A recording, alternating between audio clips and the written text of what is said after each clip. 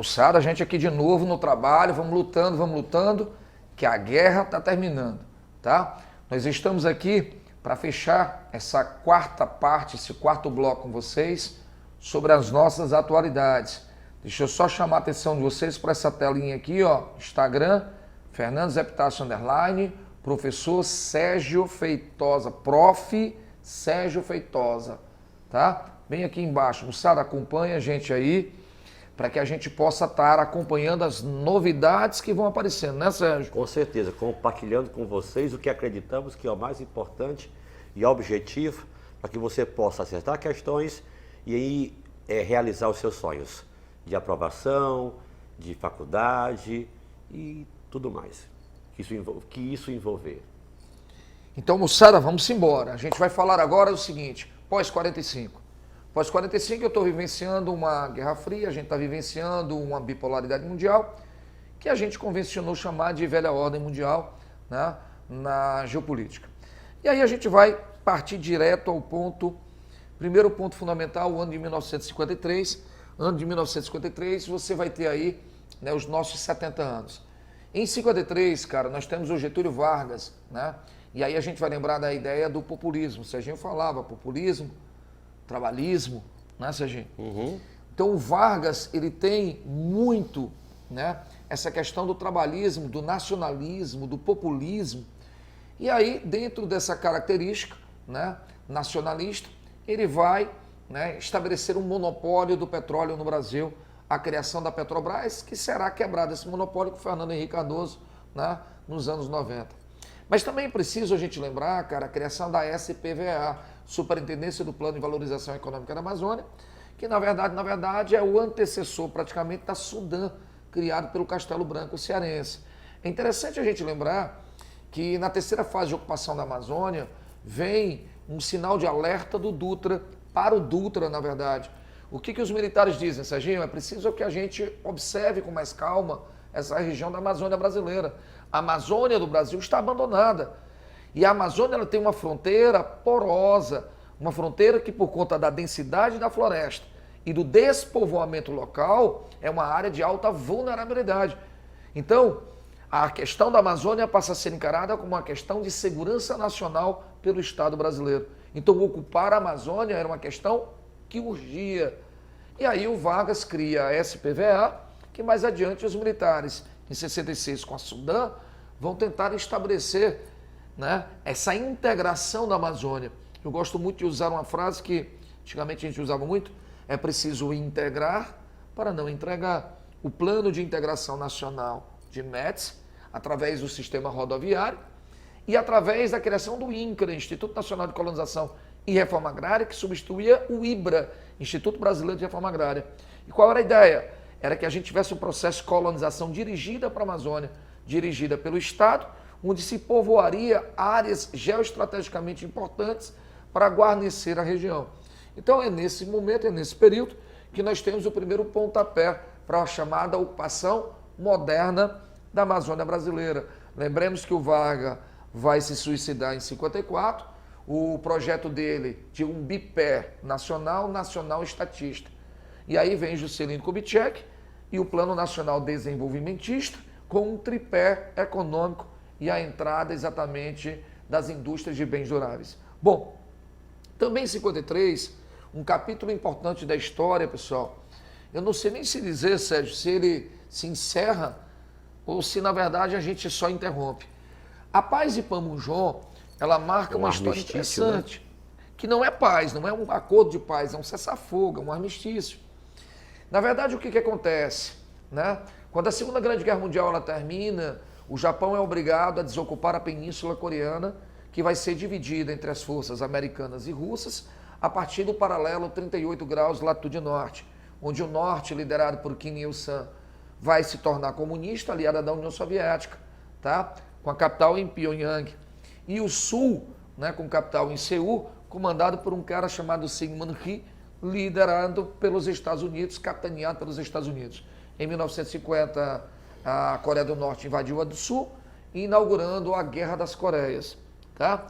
Em 53, com a morte do Stalin e com a saída do Howard Truman, né, os dois grandes articuladores da Guerra Fria e a ascensão de Malenkov inicialmente, depois Nikita Khrushchev, e a chegada de Dwight Eisenhower nos Estados Unidos, a paz, né, quer dizer, o armistício, o cessar-fogo entre as Coreias é assinada.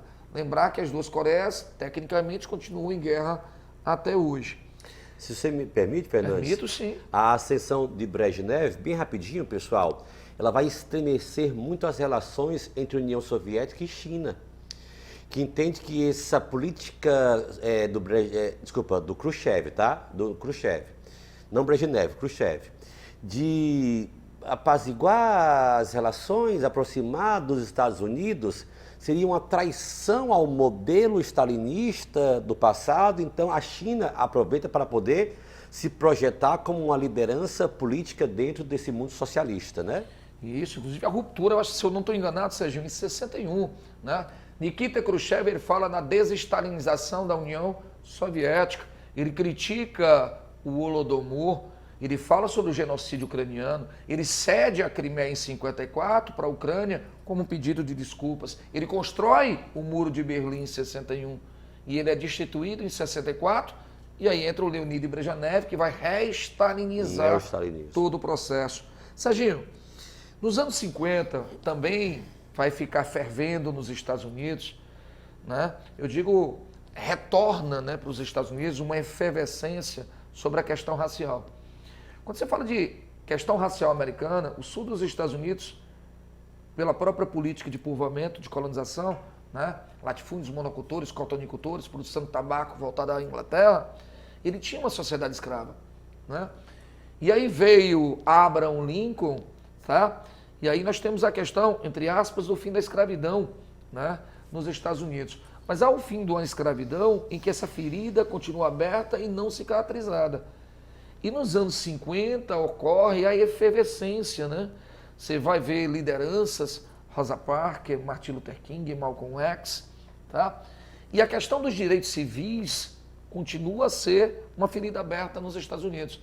Se eu não estou enganado, inclusive com o Kennedy em 61, de certa forma, cedendo a esse processo, achando interessante. Serginho, a marcha sobre Washington, que esse ano fazem 60 anos, tá? O que a gente pode passar para o aluno e como isso, essa questão racial, pode ser abordada na prova? Vamos lá, pessoal. Martin Luther King, uma voz que segue muito aquela diretriz de Mahatma Gandhi, o que vai influenciar depois a de Nelson Mandela. Por um viés pacifista, ele diz, I have a dream, eu tenho um sonho, quando negros e brancos vão poder viver em paz. Não é uma coisa radical, não é uma coisa violenta, diferentemente da orientação dos Panteras Negras. Porque quando Malcolm X e outros grupos têm aquela visão, não, vamos bater de frente. Não existe uma unidade, na verdade, dentro desse movimento, embora Luther King seja uma, digamos, voz mais ouvida, ele vai ser assassinado em 68.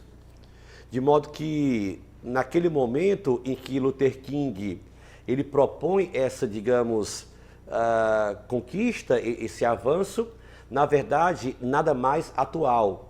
Porque até hoje você acompanha aí pela mídia os casos de excessos, os casos de violência contra cidadãos americanos afrodescendentes, trazendo de volta a marcha sobre Washington, ela é eterna, até hoje pelo menos.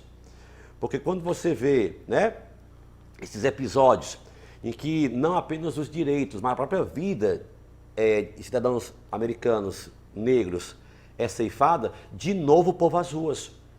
Então, assim, o resultado das contradições históricas, sociais e econômicas ainda perpetuam. Gilberto Freire, quando criticado por seu Casagrande Senzala e um romantismo em torno do que seria a democracia racial, ele dizia em sua defesa, não é que eu negue que no Brasil haja racismo, dizia ele, só não considero que ele é tão radical quanto em outros países, aí ele dizia, Estados Unidos. Porque, a bem da verdade, pessoal, no Brasil, historicamente, sociologicamente, antropologicamente, percebemos o racismo nas estatísticas do desemprego, da violência, entre outras contradições sociológicas. Mas nos Estados Unidos há essa perspectiva de que a ferida continua mais aberta e nas vias de fato. Muitos estados americanos, até pouco tempo, poucas décadas, tinham leis segregacionistas, sobretudo naquela região ali mais sudeste, onde o latifúndio monocultor escravista foi mais aceso. A Ku Klux Klan e outras, digamos, agremiações semelhantes ainda expressam um pouco mais as escusas, esses contrastes, né? É interessante, né, Sérgio, que a gente está falando de questões raciais. Em 1948, que é uma efeméride, não deixa de ser, nós tivemos a institucionalização da política do apartheid, da segregação racial sul-africana. Você muito bem falou sobre Nelson Rolihlahla Mandela. E Nelson Mandela, ele vai ser solto em 91. Em 94, ele é eleito primeiro presidente negro da história da África do Sul. Mas as feridas ainda hoje não foram saradas. A mesma coisa você fala sobre a marcha, sobre Washington, que essa marcha continua. E aí eu estava lembrando, Serginho, 64, Lyndon Johnson assinará a questão dos direitos civis negros americanos, que não vai ser respeitada. E os policiais negros continuarão a perseguir e a matar negros americanos, exigindo que os negros, e aí você falou muito bem dos Panteras Negras, criado até para proteger os guetos da violência branca. Eu estava me lembrando, Serginho, da questão em Charlottesville, recentemente, 2015, 2016, né, em que nós tivemos a tentativa de remoção das estátuas dos grandes heróis confederados do sul dos Estados Unidos, que representavam uma luta aristocrática e escravagista. E vimos a reação racista de uma grande parte da sociedade americana. E aí eu vou tocar numa outra ferida nossa, né? Também recentemente a questão dos bandeirantes no Brasil, né? A ideia dos bandeirantes enquanto heróis ou bandidos, né? Onde a historiografia clássica coloca eles como grandes heróis da interiorização, da conquista do espaço territorial brasileiro. Mas que hoje, antropologicamente falando, de forma crítica, a gente percebe que o avanço das bandeiras teria mazelado a questão indígena no Brasil. Tivemos um grande genocídio também provocado pelos bandeirantes. E há hoje todo um contexto no Brasil acerca exatamente dessa questão social. J. William Vicentini, inclusive, ele tem uma coisa que eu acho interessantíssima. Ele diz que a pecuária intensiva, a interiorização da pecuária extensiva do sertão nordestino, ela foi fundamental para a ocupação do interior, mas ela teve muito mais um caráter despovoador do que povoador, porque para a ocupação do gado eu dizimei os índios, né? Então a questão para a gente analisar, prova, questão indígena no Brasil, vamos lembrar que o Lula, a semana passada, ele vai homologar não, mas vai definir novas demarcações de terras indígenas no Brasil. Sancionar. Tá? Sanciona exatamente esse processo recentemente. Então a questão indígena brasileira é uma questão de tema fundamental em provas. Mas falando em prova, Serginho, não tem como a gente fazer uma prova vestibular e não lembrar, né, o período em que, durante 21 anos, o Brasil foi submetido a um regime civil-militar, tá? Civil-militar. Por que eu estou lembrando disso, Sérgio? Porque nós estamos, esse ano, no efeméride, 13 de dezembro de 1968. Pessoal, o Brasil, então, começa um regime onde os 5 presidentes que governaram o país foram todos militares e eleitos por voto indireto. Cuidado com essa pegadinha, pessoal. Durante o regime militar, no Brasil, apesar das críticas fundamentadas, exageradas, limitadas ou não, mas as eleições, elas foram, de alguma forma, preservadas para o parlamento, apesar de momentos em que ele foi atacado, fechado, mas houve eleições diretas, mas eleições indiretas. Eleições é uma palavra que na prova pode causar algum tipo de pegadinha. Foram 5 presidentes eleitos. Ah, professor, mas eles não foram eleitos pelo povo. É verdade. Mas entenda, eles foram eleitos. Se a opção fala, Fernandes, que não houve eleições, entenda, está errado. Eleições houve. Se ela falar, os presidentes foram eleitos pelo povo. Ah, isso está errado, realmente. Eleições não diretas para presidente. Tivemos ao todo, pessoal, de 64 a 69, 17 atos, dos quais, obviamente, o mais importante é o AI-5. O AI-2 criou 2 partidos, o AI-3, eleições indiretas para governo de estado e capitais. O AI-4 convocou o Congresso Constituinte.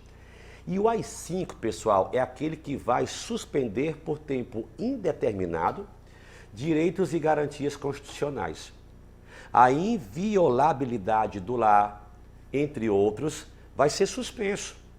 Quer dizer, a polícia poderia, por exemplo, dar busca e apreensão em casas sem um mandato judicial, fora daquele horário que constitucionalmente é estabelecido, de 18 horas às 6 da manhã, não podendo esse intervalo.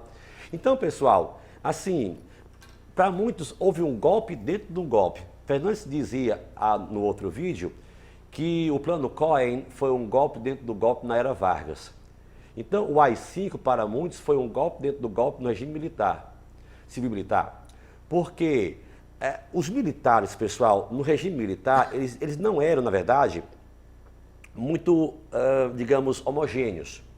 Havia aquele grupo mais castelista, o da Sorbonne, da Escola Superior de Guerra, mas também havia aquela linha dura, da qual Costa e Silva, Médici eram os seus grandes, digamos, símbolos. Dos anos de chumbo, né? Dos anos de chumbo. Serginho, deixa eu só te interromper uma coisa aqui que me veio à cabeça. O AI-5 foi uma resposta a algo no Brasil? Sim, sim, sim. O deputado Márcio Moreira Alves teria feito um discurso muito inflamado na Câmara, onde ele conclamava que no 7 de setembro moças não bailassem com os cadetes, porque, entre outras coisas, não tínhamos o que celebrar. Então, esse estopim vai servir como um alerta vermelho dentro da caserna, para que isso fora também, obviamente, que as manifestações, as passeatas, né, dos 100 mil... Os estudantes, né? Os estudantes. A morte do Edson. Do Edson.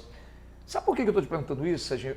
Você falando aí, olha como é que é legal, gente. A gente fez aqui todo um roteiro para discutir. E eu acabei me esquecendo de uma coisa fundamental, por isso que eu puxei, que é para eu fazer o meu gancho. Maio de 1968, França, nós tivemos a Primavera de Paris francesa, a segunda grande primavera de Paris, na verdade, se eu considerar a Primavera dos Povos como de Paris. Maio de 68, o ano que nunca acabou, que é o ano da rebeldia da juventude, é o ano que você quebra as amarras de uma sociedade que vinha de uma estrutura conservadora, passadista, né? Você termina a Segunda Grande Guerra Mundial em 45, esses jovens tinham 23 anos após a Segunda Grande Guerra Mundial. E eles queriam quebrar as amarras de uma estrutura conservadora. Eles queriam criar uma identidade nova. É a juventude dos anos rebeldes. É uma juventude diferente. Essa juventude, ela vai peitar um conservador no poder da França, o general Charles de Gaulle. Tá? Essa juventude, ela inspira. É engraçado, né? Porque quando eu falo de maio de 68 na França, parece que foi o maio de 68 na França que riscou o pavio no Brasil. Não. E olha que a gente não está falando nem no mundo globalizado da internet. Mas globalmente a sociedade, a juventude, ela meio que, sei lá, né, conspirou pelo universo, mas essa juventude, ela cria uma consciência diferente e cria um comportamento diferente. Na Tchecoslováquia, Alexander Dubček e a Primavera de Praga, massacrada pelo Pacto de Varsóvia.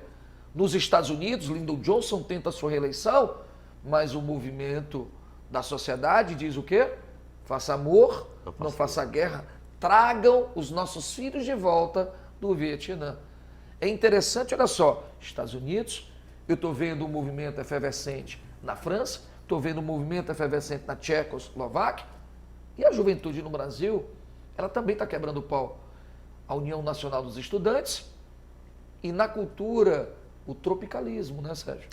E um pouquinho antes, não é 68, mas no Oriente Médio temos os 6 dias que vão respingar depois na Guerra do Yom Kippur. Sim. Quer dizer, 68 é o ano que não terminou. Isso. De modo que até hoje a gente tem os resquícios disso. Então, no Brasil, pessoal, nós temos o endurecimento de um regime que em dezembro de 68 chega, digamos assim, se não ao seu ápice, mas sustentado por uma onda de crescimento econômico que se sustenta ainda por alguns anos no regime do Médici.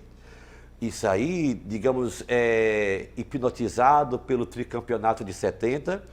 Quer dizer, de um modo geral, pessoal, e aí pensando a partir não só do senso comum, mas de uma conjuntura em que o brasileiro, ele vê esses índices de crescimento, ele vê na sua paixão maior que é o futebol, o Brasil se consagrando campeão. Então, pessoal, é muito difícil acreditar naquele momento que o Brasil não fosse para frente. Vê, ó, 90 milhões em ação, dizia a letra da música.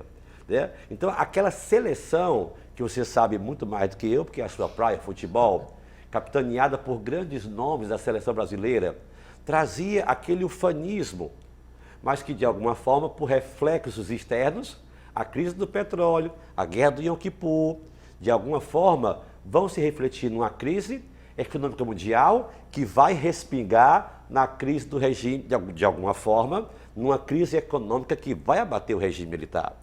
Porque no final dos 70 para 80, não há mais como, pessoal. Os próprios Estados Unidos, deixa eu fazer Jimmy logo, Carter, já né? que você vai eles, falar... eles não vão apoiar mais. Você já vai falar da crise do regime militar? 73, você tem a Guerra do Yom Kippur, 6 de outubro de 1973, os egípcios e sírios vão atacar Israel na tentativa de recuperar territórios perdidos em 67. Cisjordânia, tá? Golã. Que é a região, sobretudo das colinas de Golã, a península do Monte Sinai. Tá? E aí temos uma guerra. Qual é o reflexo dessa guerra? Serginho, final dos anos 60, 68, o capitalismo está de novo em crise. O capitalismo keynesiano já dá os primeiros sinais de colapso. Tudo bem? Em 1971, o presidente Richard Nixon, ele quebra a equiparação dólar-ouro. Tá? Então isso já abala o sistema financeiro internacional. Você falava do Brasil. Estou no ápice do milagre econômico brasileiro de Médici. Só que a crise gerada pela instabilidade da quebra da equiparação dólar-ouro afeta já esse nosso milagre econômico. E esse nosso milagre econômico, ele é agravado em 73, por quê? 60% do petróleo que era usado no Brasil vinha de fora. E o Brasil, com Juscelino Kubitschek, saiu literalmente dos trilhos e foi para as rodovias. O Brasil é rodoviarismo. Então o preço do barril do petróleo salta de 3 para 12,56 dólares o barril. Então os custos de produção no Brasil aumentam, o que vai impactar no crescimento da nossa economia. A desigualdade social no Brasil nesse período substancialmente cresce. Mas eu queria chamar a atenção, na verdade, Sérgio, eu que não queria era perder esse gancho, que senão você ia lá para frente eu ia esquecer de voltar. 1972, Sérgio, o aluno vai fazer prova vestibular e uma discussão muito presente é a questão ambiental. 1968, nós tivemos o Clube de Roma. 68, Clube de Roma. O que foi o Clube de Roma? Um grupo de empresários que se reuniu em Roma, na Itália, para discutir a explosão demográfica mundial, para discutir o crescimento da indústria no terceiro mundo, para discutir o desperdício de recursos no planeta. Então eles encomendarão uma pesquisa junto ao MIT para saber se esse modelo de sociedade seria sustentável. O MIT responde em 72 com um relatório chamado Os Limites do Crescimento Demográfico. A partir daí, a ONU, em 5 de junho de 72, criou a primeira Conferência Mundial de Meio Ambiente, Estocolmo, Suécia, 72. E a cada 10 anos a gente faz uma. Estocolmo, 72, Nairobi, Quênia, 82, Rio de Janeiro, 92, Joanesburgo, 2002, Rio de Janeiro, 2012 e o ano passado, 5 de junho, Estocolmo mais 50, tá? Onde a gente comemora meio século do despertar da consciência do meio ambiente.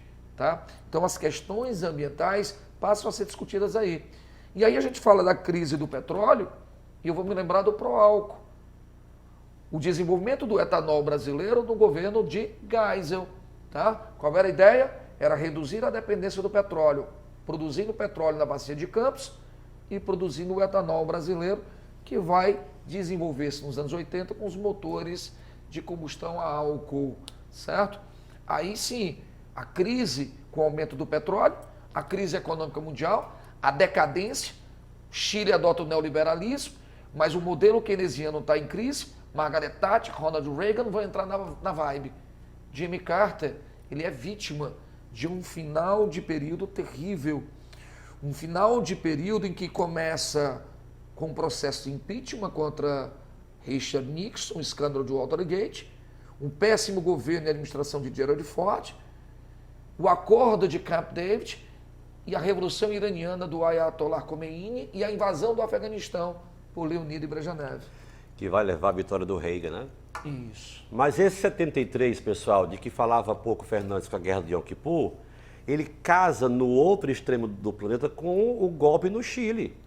Quer dizer, em setembro de 73, nós temos aqui na América Latina... 11 de setembro, 11 de Sérgio. setembro. Olha que data. Né? Emblemática.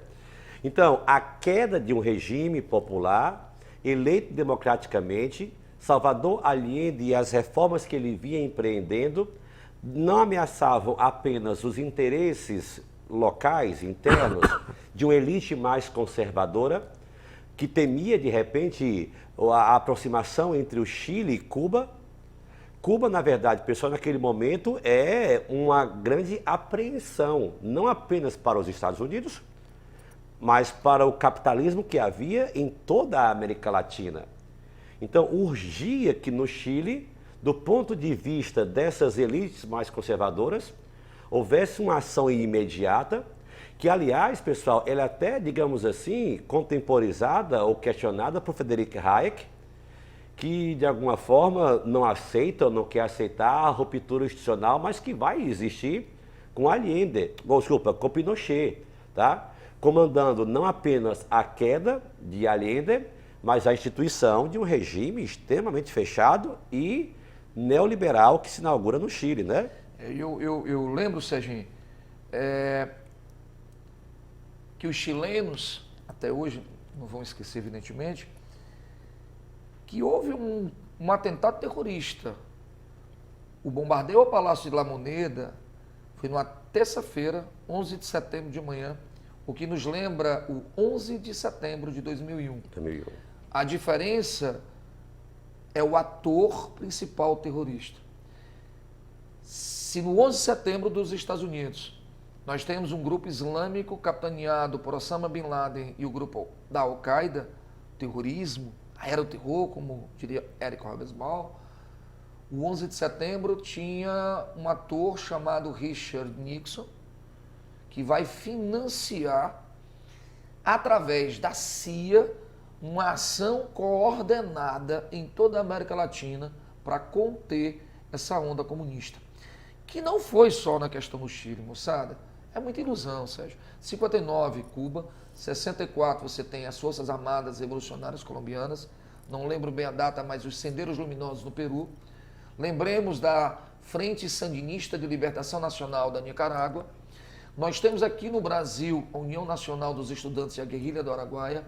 Nós temos na Argentina a retirada do poder em 76, desculpa, né, da peronista, né, da Isabelita Perón, por Jorge Rafael Videla. Nós temos no Uruguai a ditadura que vai culminar mais à frente com Júlio Sanguinetti. Nós temos a continuidade de Alfredo Stroessner no Paraguai, Hugo Banzi na Bolívia. Ou seja, galera, nós estamos falando de uma CIA que vai, através de uma ordem norte-americana, implementar um regime conservador anticomunista na América Latina. Lembrando que Cuba não é inocente, porque Cuba foi um dos maiores centros de treinamento de guerrilha. Se você gosta ou não do comunismo, ninguém está discutindo isso. Mas Cuba treinava grupos guerrilheiros, tudo bem? E a União Soviética de Leonid Brezhnev financia esses movimentos. Do mesmo jeito que o americano também fez isso com a África e com a Ásia. E com a América Latina. E aí você tem a OTAN, você tem a OTAS, você tem o CENTO, você tem a TIA, o Tratado Interamericano de Reciprocidade. Então você tem uma série também de organizações norte-americanas para conter o comunismo. Então a gente não está dizendo nem que o americano é santo, nem que a União Soviética é santa. Estamos a afirmar que nos anos 70 nós temos o ápice, né, das chamadas guerras por procuração. Perfeito. Pessoal, 1983, o Brasil se organiza na sua sociedade civil para o movimento das diretas já. Politicamente, Tancredo Neves é colocado à frente do processo como a grande voz, o grande nome, e nesse contexto lança-se a famosíssima Emenda Dante de Oliveira, apresentada por um deputado de mesmo nome, da linha oposicionista, lembrando que o Brasil já era, desde 79, de novo um país pluripartidário. Durante o regime militar, praticamente quase todo ele, só havia duas legendas, MDB e Arena. MDB oposição, Arena governo, mas agora havia outras legendas. Dante de Oliveira, então, lança com o seu nome a tal proposta de haver eleições para presidente diretas, porém a base governista consegue derrubar, foi um balde de água fria nos ânimos da sociedade, mas que, de qualquer forma, nas eleições presidenciais, onde Paulo Maluf e Tancredo disputaram as eleições, Tancredo, de qualquer forma, ele é eleito. E aí, pessoal, não toma posse, porque ele morre, adoece, ele vai ser internado um pouquinho antes, mas não consegue tomar posse, ele morre e Sarney assume. No governo do Sarney, pessoal, politicamente falando, o mais importante, a elaboração de uma nova Constituição. A Assembleia Constituinte, que foi estabelecida de 87 até o ano seguinte, traz aquela que é a nossa 7ª e atual Constituição. 88, portanto, pessoal, traz novidades na área indigenista, ambientalista. O artigo 5º da Constituição, que traz toda uma série de direitos aos cidadãos, com Ulisses Guimarães à frente, do senhor diretas já, que, aliás, é quem vai nomear a tal Constituição como a Constituição Cidadã, é a mais ampla, é a mais complexa de todas as cartas constitucionais. E, após algumas, digamos, emendas ou alterações, é quem estabelece, entre outras coisas, confirmada pelo Código Eleitoral, eleições em 2 turnos. Porque nós não temos no Brasil, até 1989, eleições para presidente e nem para governadores e prefeitos de capitais, eleições em 2 turnos. Collor e Lula é que vão inaugurar esse episódio naquele ano, com a eleição do Collor, né? Enfim. Mas, pessoal, eis aquela que vai ser, e até hoje, a nossa orientação constitucional. Não é isso? Galerinha, mais um efeméride para vocês, o ano de 1993. A gente está falando do Acordo de Oslo.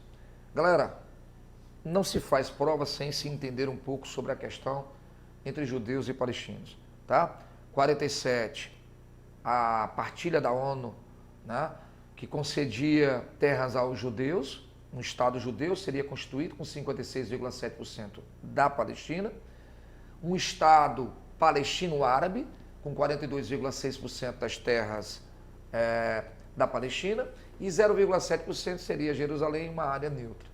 48, Estado de Israel, ele cria o seu Estado em 14 de maio, David Ben-Gurion, inicia-se a primeira guerra entre Israel e os árabes palestinos. Tudo bem? Segunda Grande Guerra em 1956, Gamal Abdel Nasser nacionaliza o Canal de Suez. Terceira Guerra, o Serginho falava sobre a Guerra dos 6 Dias, né, em 67. E em 73, a Quarta Guerra. Tá? E aí vieram os 2 grandes acordos, na minha concepção, de paz. O acordo de Camp David, 78 e 79, Jimmy Carter intermedia entre Anwar Sadat e Begin, a devolução da Península do Monte Sinai ao Egito, tá? E o acordo de Oslo, intermediado também pelo norte-americano Bill Clinton, entre Yasser Arafat e Isaac Rabin, na qual havia um compromisso, né, de que Israel iria reduzir os assentamentos em Gaza e Cisjordânia e concederia autonomia aos palestinos em troca de uma política desarmamentista por parte dos palestinos. O acordo culmina no fracasso após um judeu radical assassinar Isaac Rabin. Esse era o acordo de Oslo. O fracasso do acordo de Oslo levaria a uma segunda grande intifada. A primeira foi em 87 e a segunda em 2000, quando um líder palestino, um líder judeu, do partido Likud, né, chamado Ariel Sharon, visita a esplanada das mesquitas, né, num período eleitoral, pedindo voto para um partido de extrema de Israel, certo? E aí os palestinos acreditam num ato provocativo e o fracasso de Oslo potencializa tudo isso. Bom, eu quero lembrar a vocês que Israel está passando por um momento difícil. Benjamin Netanyahu tenta exatamente modificar a Constituição e ampliar os poderes de primeiro-ministro, o que gera algumas revoltas. E lembrando que o 14 de maio, que é o Dia Nacional Judeu, normalmente é um dia em que os judeus, né, comemoram o nascimento do seu Estado, mas que é visto pelos palestinos árabes como um ato provocativo. O ano retrasado, a questão de Sheikh Jarrah, certo? Um bairro palestino encravado na região de Jerusalém, na qual os palestinos acusam os judeus, Serginho, de gentrificar a área para expulsar os palestinos e dominar, através do poder econômico, a região. Interessante esse conflito. 2003, há 20 anos atrás, um capítulo importante que faz parte da doutrina Bush, reflexo do atentado terrorista ao World Trade Center, da lei patriótica na qual o sistema de espionagem é estabelecido, né, nos Estados Unidos. Então, os americanos, com o discurso de Bush, ele cria o eixo do mal. O que era o eixo do mal? 3 países que, segundo o governo norte-americano, estariam, né, apoiando grupos terroristas. Seriam eles Coreia do Norte, Irã e o Iraque. Irã e Coreia do Norte com armas nucleares e o Iraque com desenvolvimento de armas químicas, o que foi legitimar a invasão americana. Queria dizer, Sérgio, para você que assiste, que vai fazer prova agora, que a ONU ela não apoiou essa intervenção americana ao Iraque. O americano passou por cima da ONU e atacou o Iraque. E nunca foi encontrado absolutamente nenhuma arma. E há 15 anos atrás, nós tivemos aqui a grande crise subprime, né, Sérgio? Eu diria que essa crise foi a segunda maior crise, talvez, do sistema capitalista, não sei se você concorda com isso, né? E que até hoje a gente vivencia reflexo, né? Essa semana eu conversava com os meninos aqui sobre a América Latina e a crise da América Latina, né? Os protestos do Equador, os protestos na Venezuela, os protestos no Peru, todos são reflexos da ressaca da crise subprime. E na Europa, lembremos a crise da zona do euro e a construção dos PIGs, Portugal, Irlanda, Itália, Grécia e Espanha, que burlaram o sistema de metas, furaram o teto de metas do teto fiscal, que deveriam comprometer no máximo 60% do seu PIB, tendo a Grécia comprometido 165%, quebrando a estabilidade da zona do euro. Tudo bem?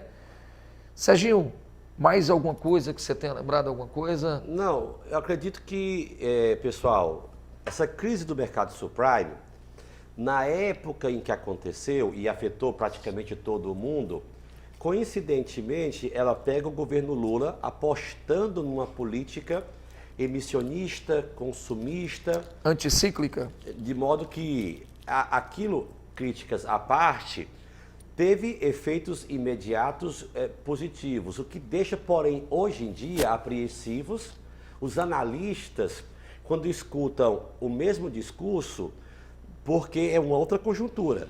Quer dizer, passados 15 anos, seria realmente prudente apostar, porque você vê hoje uma queda de braços entre o governo federal e o seu próprio Banco Central, que aposta numa política de juros mais altos e o governo, por sua vez, não concordando com isso, quer dizer, para você ver como esse mercado financeiro, como a macroeconomia, ela é um ambiente intricado, né? Sérgio, você tocou num assunto que eu já ia escapando aqui, mas você foi cirúrgico. O Lula acreditou em 2008 que a crise subprime fosse uma crise passageira, uma frase muito marcada, que é tsunami que atingia os mercados mundiais. Marolinha. atingirem o Brasil como uma marolinha e acreditam numa política anticíclica. Qual era a ideia? Era estimular o mercado, jogando dinheiro no mercado, endividando as pessoas para que elas consumissem e a indústria não parasse. Só um detalhe, isso não é uma crítica ao Lula, porque o Lula, obviamente, não sabia que essa crise duraria esse tempo todo. Pelo contrário, eu estou defendendo a política na época. Eu costumo dizer, Serginho, que é muito fácil hoje, 15 anos depois da crise, a gente olhar para trás e ver que ele errou. Né? Ele deu um tiro errado. Hoje a gente sabe disso. Né? Mas na época ele fez uma aposta acreditando estar fazendo o melhor pelo país. Mas a questão do Banco Central que você tocou, eu me lembrei da questão da Unifor, cara. A taxa Selic hoje está 13,75%, serviço especial de liquidez e custódia do Banco Central. Quanto mais alta a taxa, indica que o mercado ele tenta controlar os arroubos do mercado. Isso quer dizer o seguinte, eu vou enxugar a liquidez do mercado, tirar a moeda de mercado, para tentar controlar exatamente a inflação através de um poder especulativo. O problema é o seguinte, e você vai lembrar muito bem disso, quando a Dilma Rousseff foi reeleita em 2014, Marina Silva, opositora da Dilma na época, defendia a autonomia do Banco Central, que nós não tínhamos. O Banco Central estava diretamente atrelado ao poder político.